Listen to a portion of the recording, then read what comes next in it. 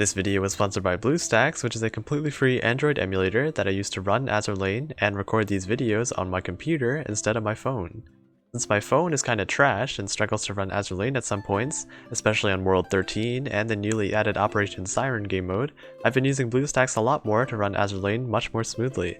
Over here on BlueStacks, you can go and tamper with a lot of settings that allow you to go and have much better performance, such as much higher frame rates, and that overall leads to a much smoother experience most of the time. If this sounds interesting to you, I have an affiliate code that you can use in the description below to download BlueStacks completely free of charge. See you guys in the video! What's up guys, it's Ander or Up on the Lexington server, and today we'll be going over the new update for the Empyreal Tragicomedy Event Rerun. There are a couple of notable mentions in this event, and I'll be sure to cover all of them. With that being said, let's get straight into the event overview. First of all, let's talk about the new skins. So this time around, there actually aren't any new skins coming with this event rerun, but the original skins from the event are back in the shop. And also, it's perfect timing for the pizza skins, but that's also something. Zara's Live 2D, on the other hand, is something else, okay? Anybody that has the skin, you know what I'm talking about. You know what, let's just go and just get it real quick. Rent? Let's just go and showcase this really quickly. So if you go here and then find your Zara, oops, I skipped past that, and just kind of, I don't know, very cool. So yeah, I don't know. So there you go, new skins. Well, actually not really new, but you know, you get the point. Moving on, the Italian themed dorm set Slice of Sardinia is back. To be honest, it's a little bit plain, but if you mix and match the furnitures from other events, you can make some pretty cool dorms. And also there's a literal Pizza Hut, so that's that. So yeah, I'd suggest picking up this dorm anyways. What in tarnation? Oh, anyway, so there are also new gear skins. As with most events, we have some really nice gear skins that go along with the Italian theme. So if you go and head on over, they're actually not available in the event shop, but if you go to the general shop, the gear skin box is here. This time around, I really like these skins. You can literally have a pizza shell. It's pretty nice. The Leaning Tower of Manju is also here. So yeah, pretty cool. Pick this up if you want it. This event, just like the other ones, also has an accumulation reward event for collecting event points. You can access it by clicking the events tab and hitting the second tab right here, where you will be greeted with everybody's favorite gun lolly, Carabiniere. You can get her by collecting 10,000 event points right here. I already got her. So yeah, make sure to go and collect a bunch of event points. Once again, there is a new portrait frame to unlock. In order to get it, you will need to max limit break the original event ships in this event, being Zara, Formidable, Littorio, Giulio Cesare, Carabiniere, Conte di Cavour, and Trento. You can do that, and then get the points right here, collect these, and then go on over to the event tab right here, click this, and claim your profile. To go and actually put it on, you would click the top left, then click Style on the top right, and then find the profile banner that you want to equip. One super cool quality of life change is that there is now an auto search function that you can use to basically auto farm stages. You will need to have the map fully cleared, 3-starred, and on safe to use this feature. And from my knowledge so far, I know that you can use it on main story stages and event stages as well. So going over to D3 where I have it on safe already, you can see that there's a new little tab called auto search. As long as I enable it right here and click go, there's a new tab called roll where you can go and set the fleets to whatever you want to battle. So for instance, this is my mob fleet, so this will go and battle 6 mob fleets, and then once the boss ship comes out, then it will switch automatically to my second fleet, and it will attack the boss ship automatically. So to put this in action, you can click go, and it will automatically seek out the enemies for you, and you don't have to click a single button. It will go through the entire process, and I can just lay back and do absolutely nothing, and until the complete stage is completed, or if there's one of many other things happening, such as getting a new ship, or if your ship dies, or something like that, then it will not stop until the stage is completed. So I'll see you once this gets over. So as you can see, we're about to be finished up with the boss battle, and I'm not touching anything, and it will automatically divert me to the main screen again. I'm not touching anything, and as you can see, the boss is defeated, and it will give you a nice little total rewards screen, so that you can see all the event stuff that you earned in this particular run. If you want to do it again, you can just click the continue button, or if you want to stop, you can click the exit button, and that is the auto search function. Heading on over to the war archives, there have been a couple of nice little changes. Instead of only getting 2 keys per day, you now get 4, And also, as you can see in the top left, the limit for the storage of keys has been increased from 30 to 60 keys now. One other change is that instead of each key unlocking the event for 15 minutes, it will instead just unlock one run of a particular stage. So overall, some pretty nice changes to the War Archives. Onto the Empyreal Tragicomedy Event Shop Guide. Unlike other events, there are no SR ship drops from the event stages, so you will have to buy Littorio either from the event shop or get really lucky in the event banner with her 0.5% chance to drop. On the other hand, Conte di Cavour is not worth buying because she drops from event stages B1, B2, B3, D1, D2, and D3. I kind of forgot about that already and accidentally bought a copy, so there goes 2000 event currency. Oops. I would also suggest buying the gold triple 381mm model 1934 if you're planning to use Littorio, since this is her signature gun, and one of her skills definitely utilizes it very well. Also, you really can't get it anywhere else, so it's nice to have as part of your collection. For the Fairy Albacore, this is for Formidable. You should definitely make sure to get at least one copy from it, either from buying it from this event shop, or by farming C3 to collect some blueprints for it.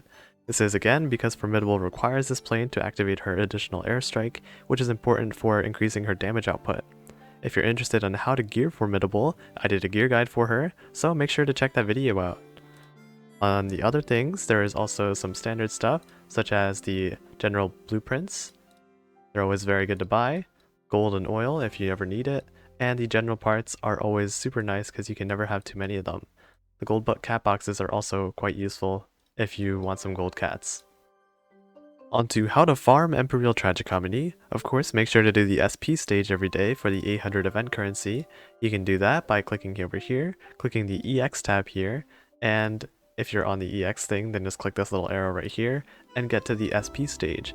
So do this every day. You can do it once per day and get 800 event currency. After that, I would suggest farming either D3 or C3.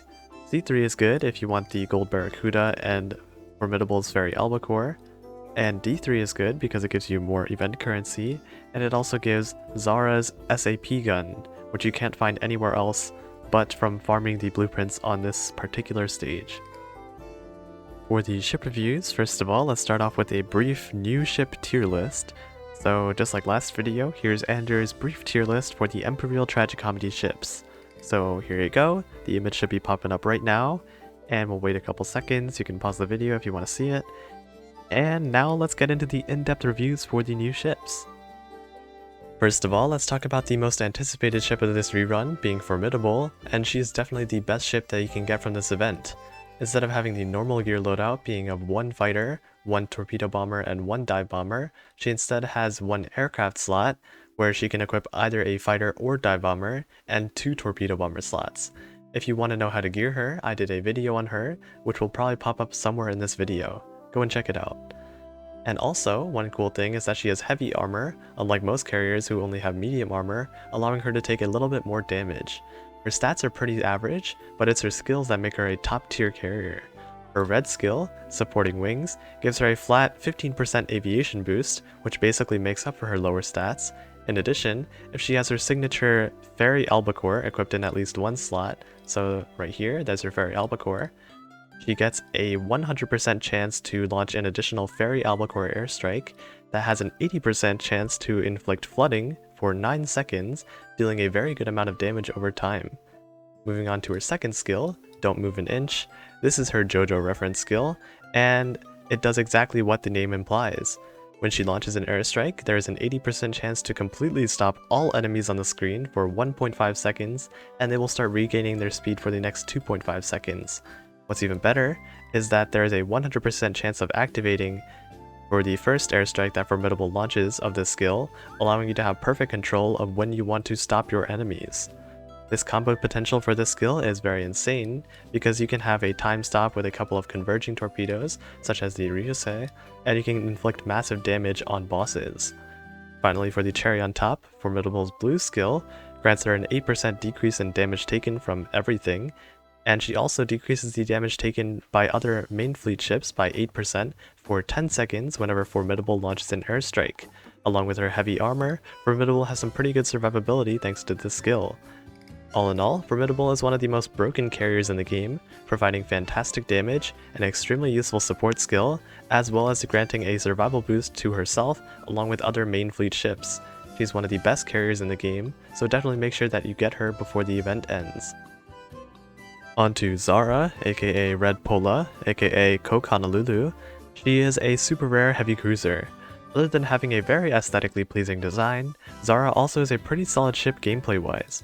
She has some pretty middle-of-the-road stats, but the fact that she has an auxiliary gun instead of a torpedo mount makes her a little bit more consistent of a damage dealer. Zara's first skill, Tourney Shields, is a very interesting skill that's very comparable to Rune's shield skill. Upon receiving enemy attacks, she has an 18% chance to deploy 2 shields that each block up to 10 shells. This proc chance may seem low, but keep in mind that Vanguard ships take damage very frequently, so this skill will actually end up activating pretty often. Compared to Rune's skill, Zara's shields block 2 more shells each, but Rune gets 4 shields instead of 2. Nevertheless, it is a pretty solid defensive skill for her. For Zara's red skill, if she has an HE or her signature SAP gun that you can farm from D3 equipped, her main gun damage will be increased by 12%, but if you're using HE ammo, it will lose the ability to ignite enemies. On the other hand, if you're using an AP main gun, there is an 8% chance to increase Zara's own damage dealt to that particular enemy by 15% for 10 seconds. In general, I'd say that the buff for the HE or SAP gun is slightly a bit better than the AP gun buff, because the flat 12% damage increase is much more reliable than that gimmicky 8% chance proc for an AP gun. Overall, Zara is a pretty solid heavy cruiser. If you decide to level her up like how I did, you won't regret it. Onto Zara's newly added sister, Pola, aka Blue Zara, aka Pepsi Honolulu, aka Coca-Cola. She has the exact same stats as Zara, except Pola gets 13 more anti-air stat just because. Pola also gets slightly better weapon efficiencies just because. Regarding Pola's skills, her red skill right here, being Viola Spear, grants her a 50% chance to fire a special barrage whenever she fires her main guns, with a 10-second cooldown between activations. In addition, if there are 2 or more Sardinian Empire ships in the same fleet as her, which includes herself in this, the proc chance of the special barrage will be increased by an additional 20%. So, to recap, if you want to activate this requirement, you could simply just use Zara and Pola together. For Pola's yellow skill, she grants herself a 15% evasion boost for the first 45 seconds in battle. Yes, this is a mistranslation probably, because it is not the 45 seconds after the battle starts, it is the first 45 seconds.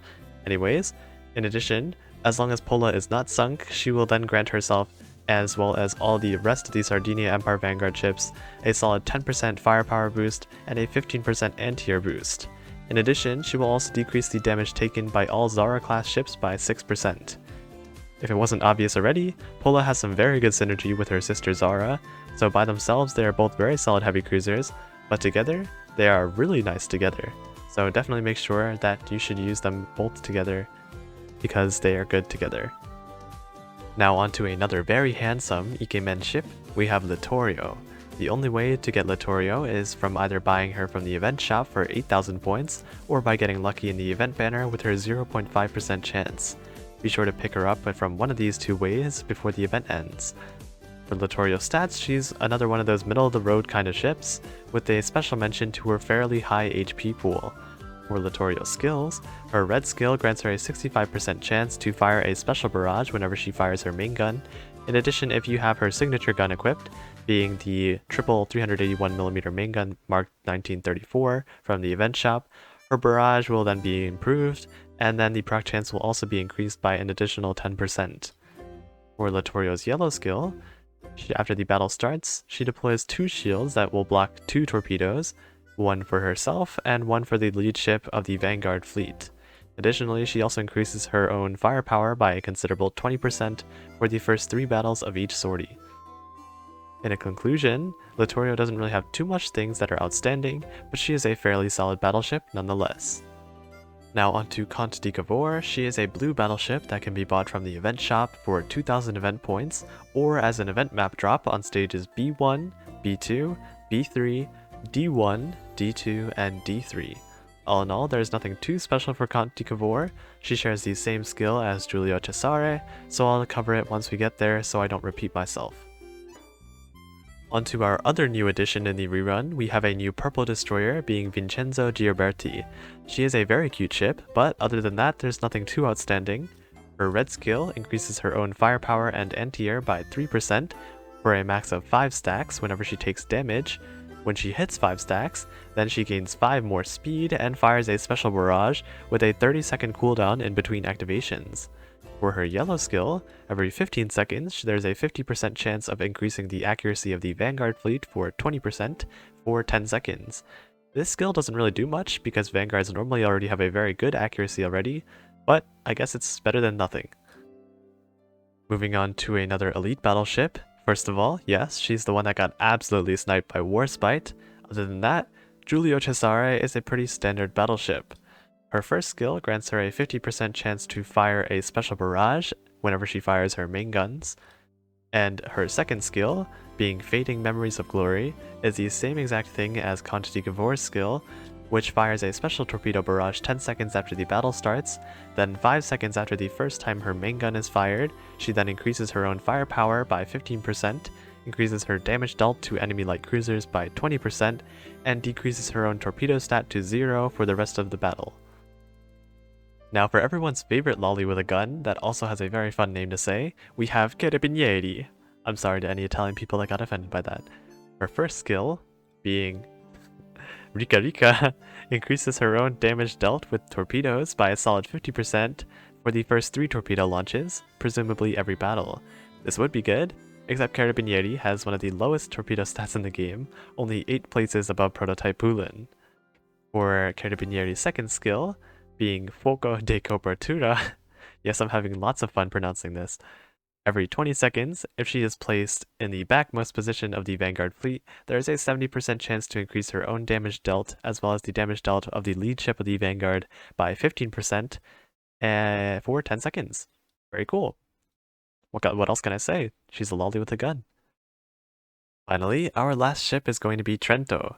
She is simply a generic blue rarity heavy cruiser. She has full firepower as her one skill that has a 60% chance to increase her own firepower by 40% for 10 seconds every 20 seconds. That's all. With those ship reviews finished, that will bring an end to this Empyreal Tragicomedy event guide. As always, if you found this information helpful, consider dropping a like and subscribing.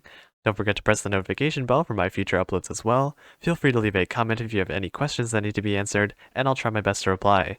If you're interested, you can always join my Discord server if you need any advice or just want a place to relax. That's all for this video, so I'll catch you guys next time. Bye!